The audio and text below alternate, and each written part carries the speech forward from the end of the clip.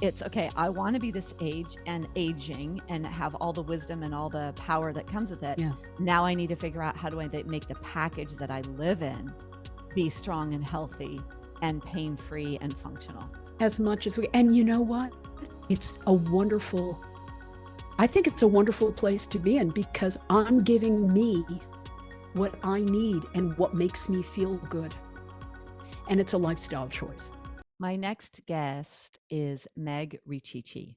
She's an integrative women's health practitioner based in Atlanta, Georgia. Providing telehealth services around the country, she's helped thousands of women struggling with PCOS, infertility, PMS, menopause, weight issues, autoimmune disorders, and a variety of serious health conditions. She is an acupuncturist and a health advocate for women. Welcome, Meg, to Stronger Bones Lifestyle Podcast. It is a pleasure to speak with you today. Debbie, I am so delighted to be here. I have on other podcasts of my own, I speak a lot about women's issues dealing with teenagers and women with fertility and going through perimenopause. But now to get to talk about menopause, which is something that I've been in or I've passed through menopause. I mean, I think it's very funny. Menopause is one day of our lives. 12 months we go without our menstrual cycle and without ovulation. And on that day, it's menopause. And then after that, it's postmenopause. So I think that's really funny. And well, and you know what? So I specialize in bone health. Osteoporosis is the number 1 disease of menopause. And most people don't know that. But it all starts prior to that. So that's something I would love to go into. And I love that I can talk about this. I'm 67. So I'm going to share what I share with my clients and what I feel that works in my clinical practice. And every time I work with women, Debbie, I think about women when they're in their 20s and their 30s. And if they don't make lifestyle changes, they're going to go through a really challenging perimenopause, which I'll go into, which, can go on for 10, 15 years. And then they go through menopause and then postmenopause.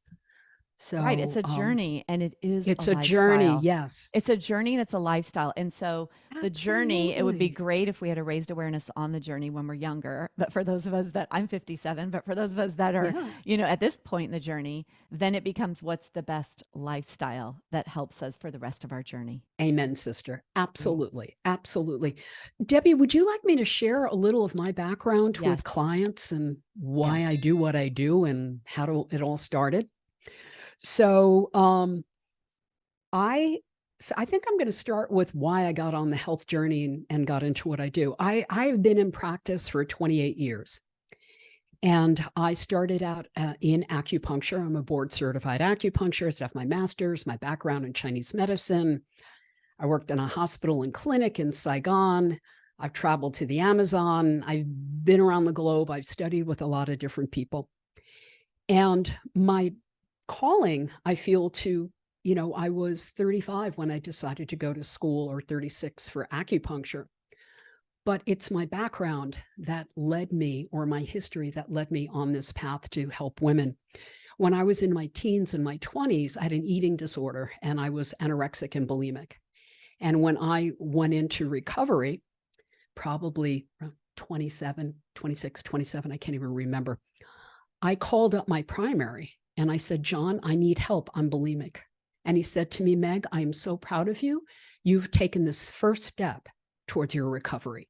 So he put me in touch with a good therapist that dealt with disordered eating. I worked with a functional medicine MD. I think his name was Dr. Bezosa back in the early 80s. I had a nutritionist. I had a team of people that didn't just fix me, Debbie, they helped me heal. So when I hit my 30s and I was in, I stopped the purging and the restriction, but I had to go on that journey of feeling comfortable in my own skin, being the best mother I could be. And I think I still continue on that journey. But when I hit my 30s, I was like, I felt this calling that I wanted to do something in working in the realm of health. And I chose acupuncture because I was seeing a wonderful practitioner. And after 5 years in practice, I practiced up in New York City for 20 years. But about 5 years into practice, I was working with a lot of women that were referred to me by personal trainers and people in the dance world, because my partner at the time was a modern dancer. So I was treating a lot of dance companies, Broadway, modern, and they started, and the fitness people were sending me women. They were having difficulty getting pregnant. So I started working with these women with acupuncture and doing some basic things, and they started getting pregnant or having healthy egg retrievals. But I started noticing a pattern, Debbie. And this pattern was this: women with these fertility challenges were mirroring other women with non-fertility challenges. Their lifestyles were similar.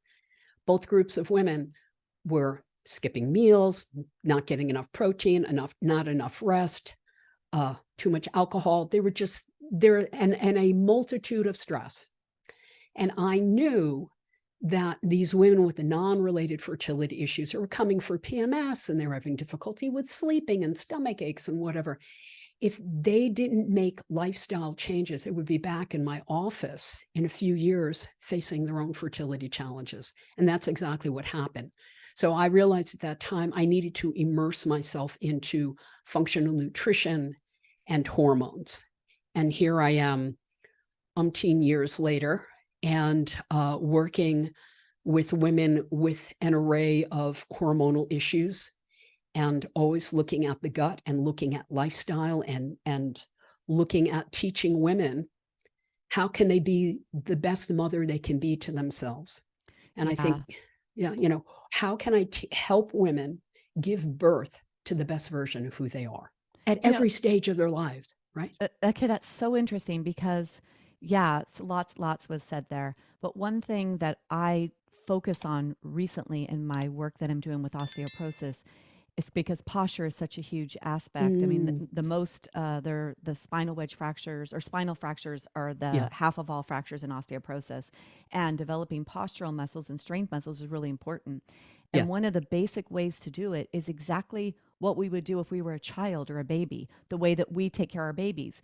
We put babies on their tummies for tummy time so that they will lift their little heads, and lifting the head against gravity that way is going to strengthen the postural muscles of the spine and the upper back and neck, which is going to help you then stand upright to then be in proper alignment to minimize the stress of posture and the breakdown in the body. So you teaching women from a deep self-care, self-love perspective of mothering themselves. I also say that about treat yourself like you're your own 2-year-old or you're your own 1-year-old, where you're going to repattern the functionality in your body by strengthening yourself slowly and surely, posturally. So that's really interesting. Like, that's a physical perspective. Of course, I do the stress management piece as well, but we need to treat ourselves like we're our own child, our inner child.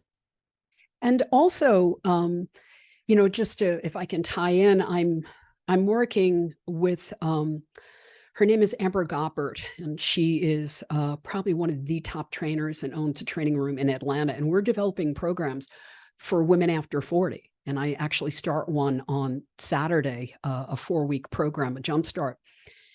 But it's, again, how do we teach women how to create different lifestyle habits?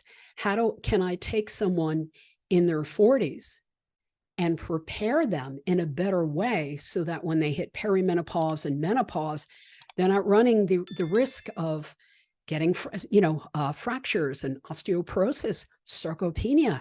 We lose muscle. I mean, by the age of 60, postmenopausal women lose up to 60% of their muscle mass.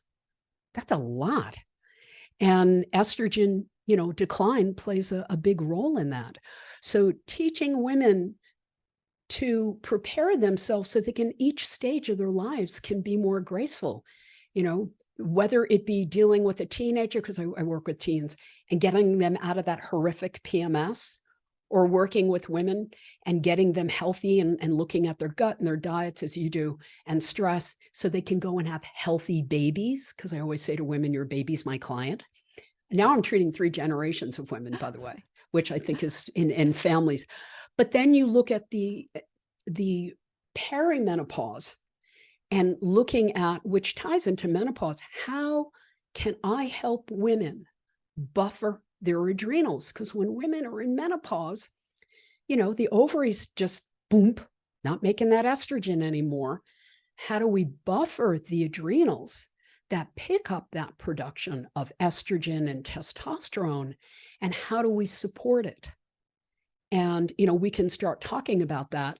But there's a lot women can do in menopause. Like, Debbie, I reached out to my friend or my pharmacy that I use because I take bioidenticals. I take Biest and I take estrogen, and I do a testosterone cream twice a week.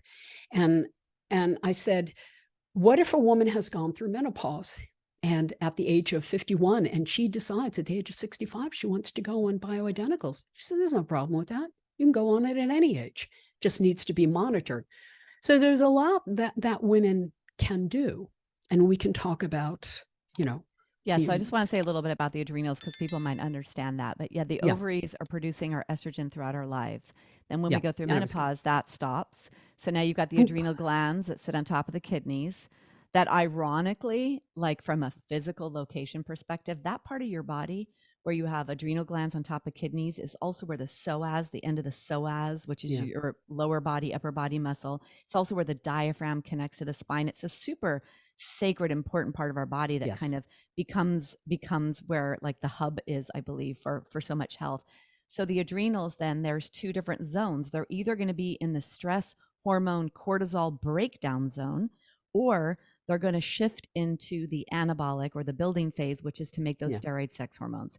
I think it's important to note that because when we go through menopause, we need all the hormones we can get. We need to, as much as we can get, we need to be supportive of the adrenals. So yes, food, and yes, supporting in a positive, but also not depleting or not shifting away from that building. And that's important for stress management. And I think the issue that I'm dealing with, there are three basic things, or there are more than that I look at in every age group. We look at stress, but it is the, oh my gosh. I look at quality of sleep. I look at protein, and I look at resistance training. And stress falls under that too. But these, for women with menopause, what are we doing to support muscle?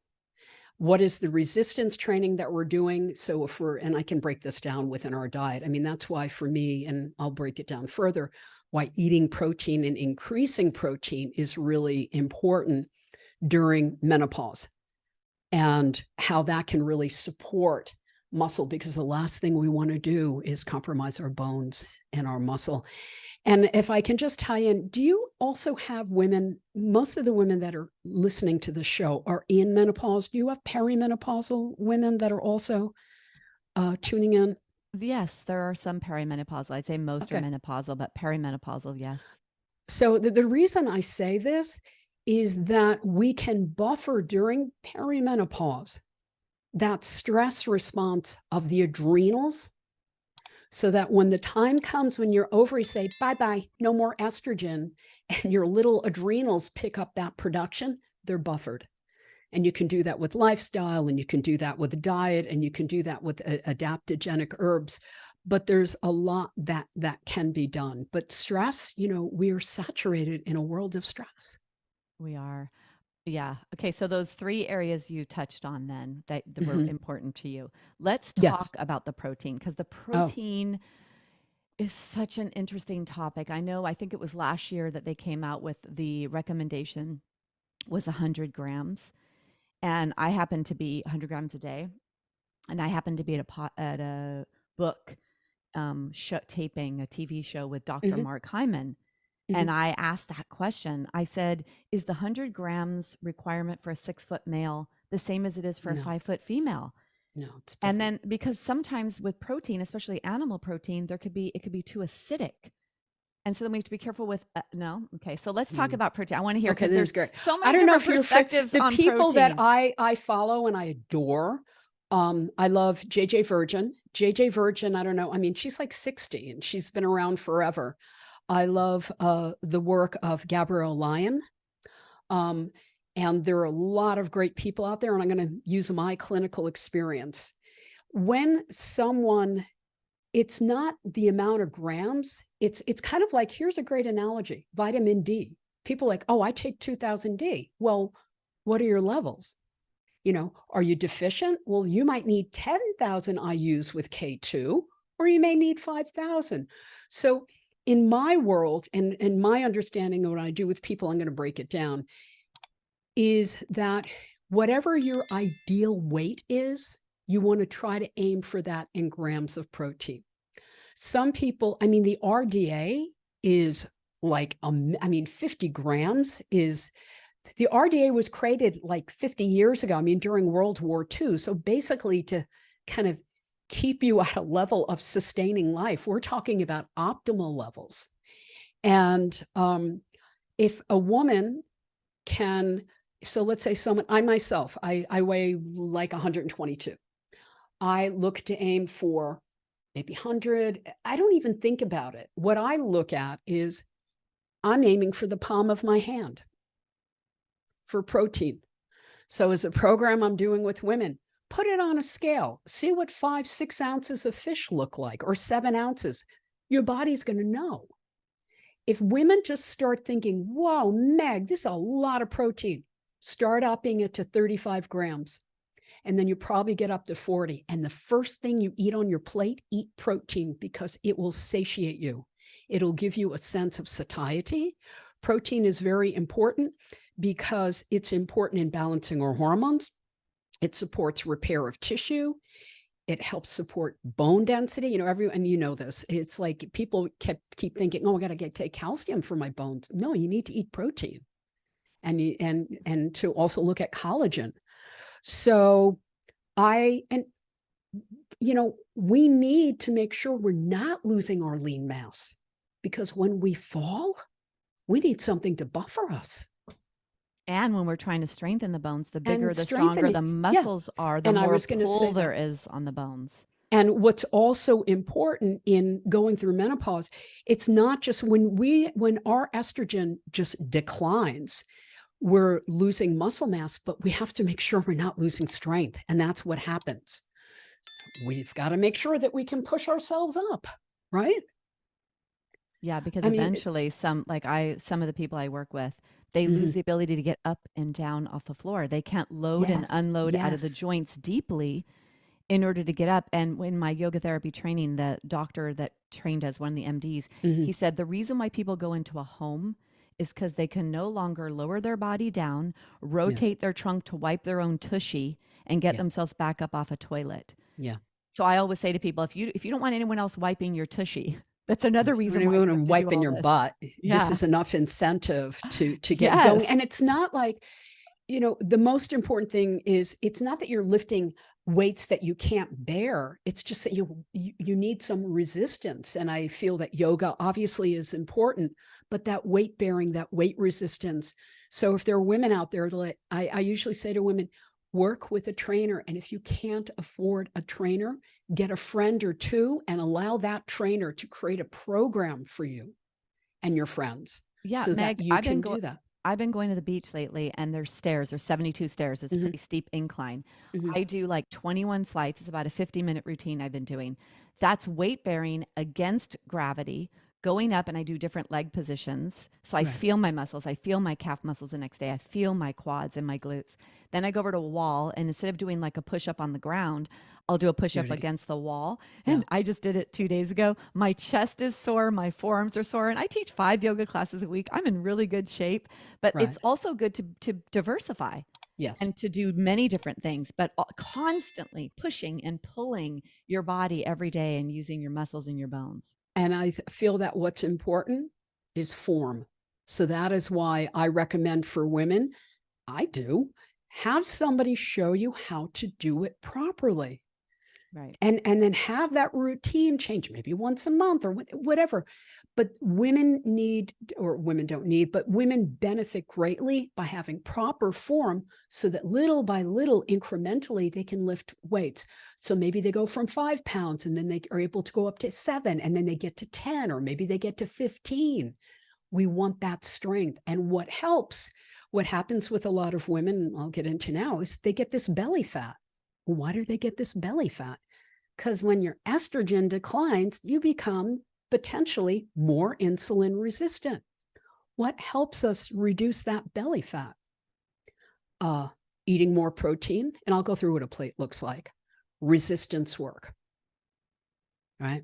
And people, and I've worked with guys who are like, oh my God, my belly fat. And I said, yeah, because you're eating the right type of protein. I don't want people drinking a cajillion shakes. I want them to eat real food. We're meant to chew. We're meant to chew.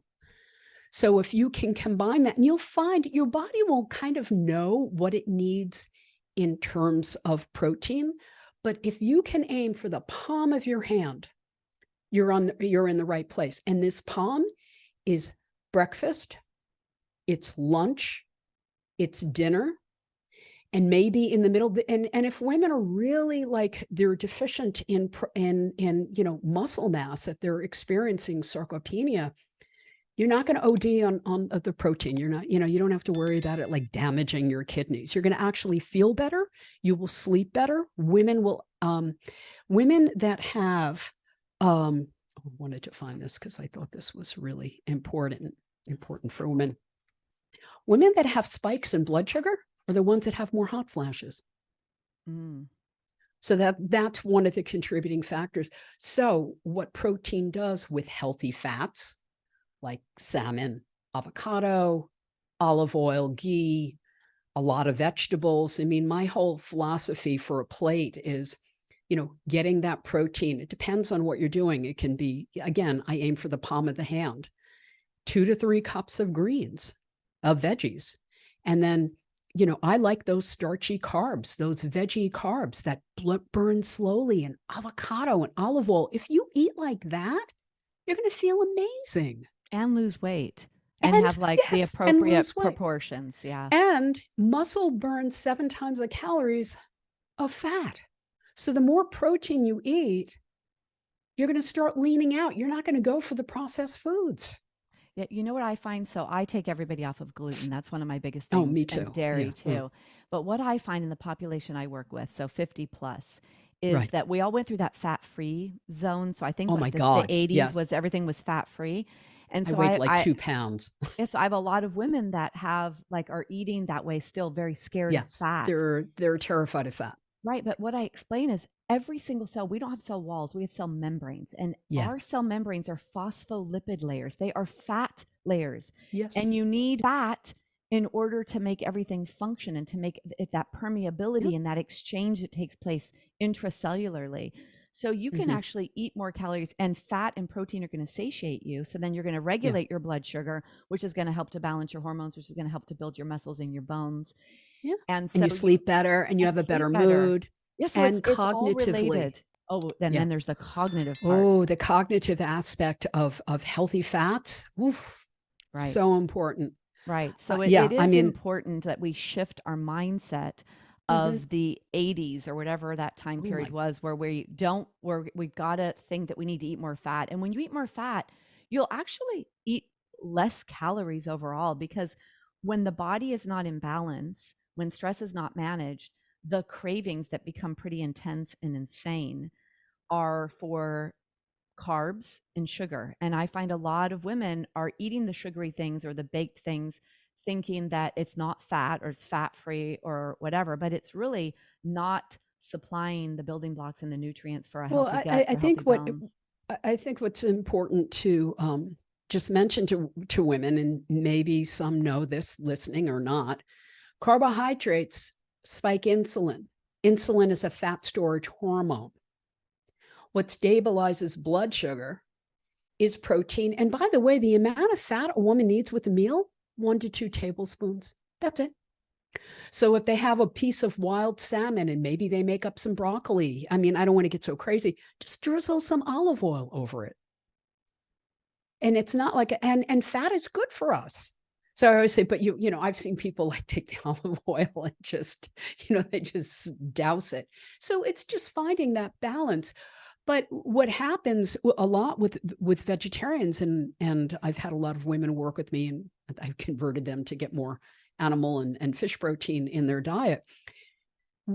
people eat a lot of carbs because the body's looking for energy. It's looking to satiate that it's trying to get protein. It's trying to find that sweet spot. And you can't, because you're consuming all these carbs. Your body's looking for something Yeah. that it's not getting from that carb-based diet. Yeah, we got to listen So to the I signals, right? Pay attention to the signals. I remember absolutely. when I used to have eggs, I would use a spray oil to minimize the oil, right? Right. No, I liberally pour my olive oil there because I Yeah. know olive oil is so good for gut health. So I Yeah. liberally now pour my olive oil. They taste better. I can eat those eggs and some veggies, and it satiates me for a long time. I don't get that slump, get those cravings. And then I'm more in control of my meals and when I'm going to eat, instead of allowing my body to go into those crazy craving places. And when I Well, I do, I'm think, like, yeah. oh, I'm out of balance. So a lot of people, I have to watch eggs. I love them. They don't know what they make me a little queasy. I love eggs. Oh, But really? also with eggs, each egg is only 6 grams of protein. So I say to people, yeah, have some mornings, have eggs. But with that, have some turkey, have some chicken. Maybe you mix that with some greens and put some beans in there. Great carb, high fiber. So you have this beautiful meal. Ideally, we shouldn't be snacking and eating. If people are eating through the course of the day, they're blowing out their pancreas. They're constantly spiking insulin and making such a demand on the body. Ideally, it would be nice just to have breakfast, have and it can be a shake. Like right now in my program, I have people on a specific protein shake because it's for many people, they want to do a protein shake. But also, in addition to that, I have them doing 2 to 3 more ounces of protein. So they're getting like 40 grams of protein because these women are working out. And that's another thing, when putting like coconut or MTC oil in there, there's a lot that people can do. Yeah. Yeah. So food is medicine. And I think that's kind of It where we just ended is. up getting to, because that is Yeah, what well, you that's what I use. have. Your food is what sits at the end of your fork defines your health. And another thing, maybe we can tie into that. Every woman, if your hormones are wonky, your gut, you have to address the gut. So I say to women, they're like, oh, my estrogen and my progesterone. I'm like, what's going on in your gut? What are you eating? And another important thing, and we talked about this prior to the show, last week when we spoke, hydrochloric acid, digestion. Any woman in menopause, even perimenopause, your stomach acid starts to diminish as we get older. You need that hydrochloric acid to break down your food. You need those digestive enzymes to absorb B12 and folate and all your minerals. I take digestive enzymes with lunch and dinner all the time. So I encourage people, take a plant-based digestive enzyme. Yeah, and you got to be careful because I run functional labs, and so when Yeah. there's if you have H. pylori, you got to be careful with the hydrochloric acid, Well, that's why I don't right? do So HCl. yeah, So I I'm don't do that. Yeah, saying, so what I say to women that are, I would only recommend HCl if somebody were in my practice. That's why I do a plant-based. Pure Encapsulations has a fabulous, the ultra. uh, yeah. And Yeah, that's also what I I got to use as say, well. Digest Gold, you Yeah, can get that. It's a great enzyme. yeah, It's really, it's very good. To help with digestion. And if people are having low stomach acid and heartburn and they're constipated, you've got a low stomach acid. So for some women, and maybe some women listening, it may be good to check in with a functional health practitioner if you're having gut issues, because when you heal the gut, when you get proper digestion, your energy changes. I mean, your mitochondria are the energy sites in your cells, and they're able to they're fired up. We've got to feed those little batteries in our cells, and having ATP production, the mitochondria are the energy sites. So a lot of times when I'm looking at someone and this is a layering, but I just want to keep the focus here on looking at what are the highlights that we can give women for menopause. But a lot of times when people are really tired, they're not digesting their food. Exactly. You know why? Because we are not what we eat, we are what we absorb. Absolutely. And So you could be, eliminate yeah, yeah, and then the whole process, you have to the whole process. you eat it, it has to be Chew it, digested, it has to be absorbed, or assimilated, and assimilated. eliminated. Yeah. And so if that whole system is not working or somewhere along the lines, then you're not going to be able to supply the mitochondria with what it needs, the Yeah. muscles, the And you're bones, not the detoxing. hormones. Yeah. Yeah. Yeah. So yes, that's why it is a lifestyle, and it's not just a one pill fix all. And so many of the women that I work with come to me on a whole slew of supplements, trying Yeah. to take this for this and this for this and this for this and Yeah. this for this. And so often I take them off of so much of what they're on. And they're like, well, wait, but Right. I need my CoQ10 and I need my this and I need this and I saw this and da da. No, let's stop. Let's support your body digesting. Right now, you have expensive pee and poop because your body isn't even Not absorbing absorbing any of this. all of Yeah. that. CoQ10 is amazing. But if you're, and I do the same thing, I have people on like a shopping bag of stuff, and I'm like, you're not having bowel movement. I've got to address your gut. And that may be for the first month, and look at what they're eating, and, maybe do some stool testing, which you and I probably do a lot of. But what the gut is the epicenter for everything, Yeah, because everything.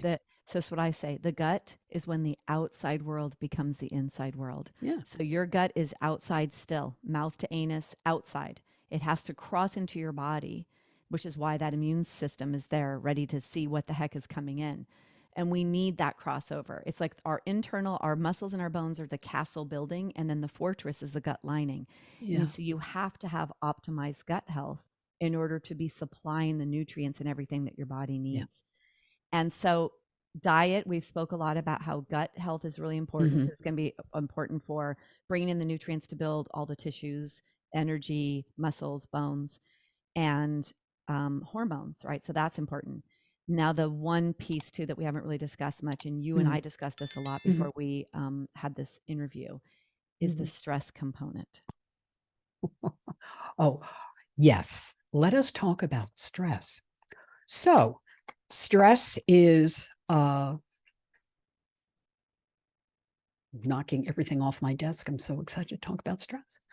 Um, it's our perception. We live in a world that we have been driven by cortisol. We have to do, do, do, do, do. And we also need that restorative time.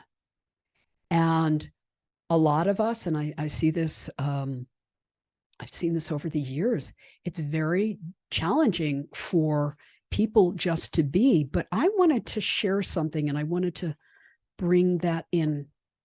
So stress is, we live in a world that is inundated, and we're overwhelmed with, saturated with cortisol. And I know, and a lot of women are taking a ton of supplements. I've had women on amazing bioidentical hormones, but we have to figure out, how do we calm the mind, and how do we switch that parasympathetic response. I just discovered something recently. I'm not affiliated with, it's called Newcom. Have you heard of Newcom? Mm-mm. Oh my God. Newcom is a app that, it's NEW or NU? NUCALM, Mm-hmm. and it is this amazing app, and I can't find the info on it, but basically what it does, it turns down, it just balances that sympathetic and parasympathetic response. And as I was discussing with Debbie, I've been going through a lot for the past few weeks. I am a type A, if no one has noticed at this point. So my mind is always going. This is the first app I've ever used in 40 years. Again, I'm not affiliated. And it has profoundly impacted my sleep. I'm sleeping better within a matter of being on this. I was on this for a few days and noticed my sleep was better. And my response to stress is better. So I can, Debbie, give you that information. You can put that in the show notes. And they have like a free week trial. Let them check it out. I honestly, I think it's one of the best apps out on the market. Okay, that's good to know. Yeah, because it's really important that we have, our nervous system has a gas pedal and brakes. Yep. And all we're doing is pushing on the gas. And if you push on the Yeah. gas pedal, if you drive your car and you use the gas, guess what happens? You run out of it. You need to go to the gas station. You need to repair, to restore, to also balance out. So we need the brakes. We need to apply the Well, brakes when it comes yes, to and stress. I couldn't agree with you more. And the problem is, I have clients, they're burning out their adrenals, their thyroid is not functioning properly, and they're go go go go go. And I'm like, we have to buffer your adrenals. I can give you adrenal support, but we have to look at, if you're not getting enough sleep, if you're not getting that restorative time, that's when our brain detoxes. People, we would benefit greatly from getting like 8 hours. I need like 9 hours of sleep. So making sure that we're getting that. And if we're having difficulty and we're waking up a few times during the night, I'm going to sound like an infomercial. This has been so profound, this app for me. I've never experienced anything, and I've tried everything. So whatever works, whether, and I'll give some suggestions. I, in my bedroom, have red lights. I have little red light bulbs. And what that does, that red light doesn't interfere with production of melatonin. I ask people, please get off, all your social media, get off your phone, get off the computer a couple of hours before you go to bed. Mm-hmm. Get in bed with a book, right? Yeah, stop consuming negative information that's going to stimulate your nervous system and your body. We need to go back to the baby analogy when it comes to this, Meg. And that's what I tell women is that I want you to treat yourself at nighttime the way you would treat a 1-year-old. You would not feed it. You would not bounce it up and down. You wouldn't scream loudly to it. You wouldn't do any of those. You would prepare it. The lights would be dim. You would be talking in a calmer voice. Your movements would be more mellow. So back to how we began today with self-care, self-love, treating yourself as a child. And the same thing at night. So the way we would take care of a 1-year-old, it's like we have this, I always say we forgot. We forgot how to be healthy as humans. We forgot how to be connected to the earth, to nature, to the rhythms and the cycles of the sun and the moon. We forgot. We forgot rituals. And now we're just out there like chickens with our heads cut off. And we because we're allowing, because technology has become the leading drive, the force in our lives. Right. And we define ourselves by how we move through technology. I really believe that.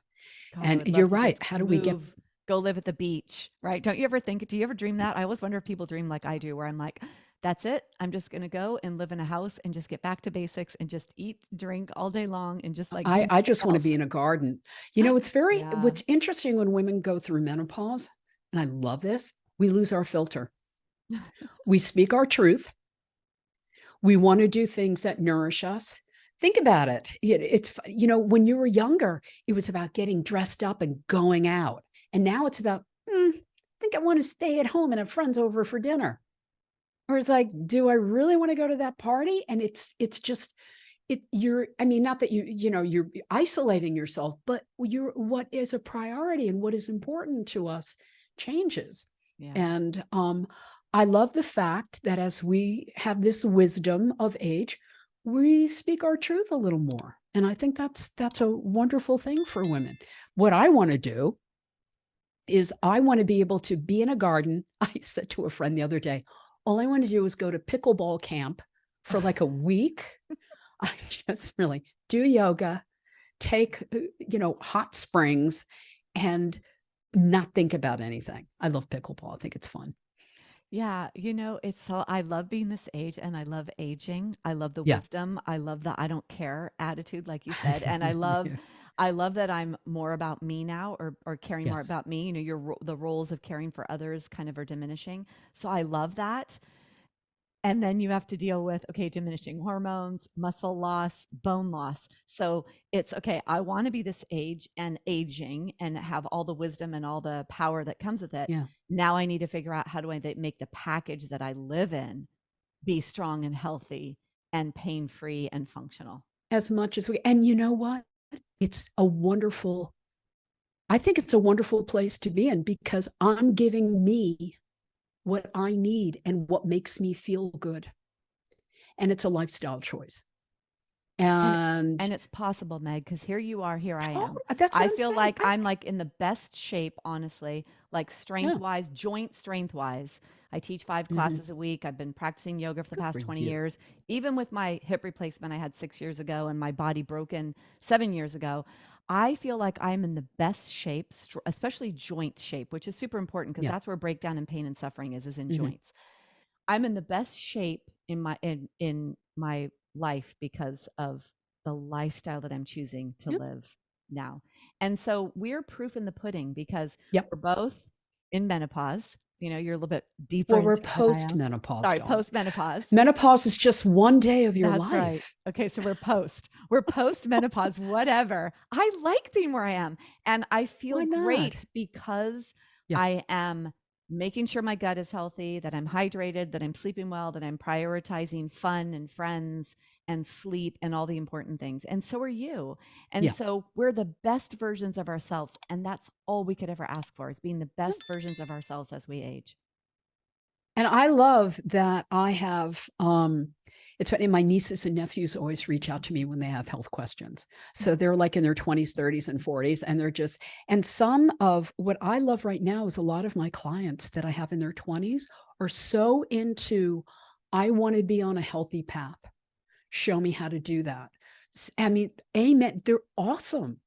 And I'm like, oh my God, setting people up in their 20s so that they can have this graceful journey through life is really significant. But here's the beauty.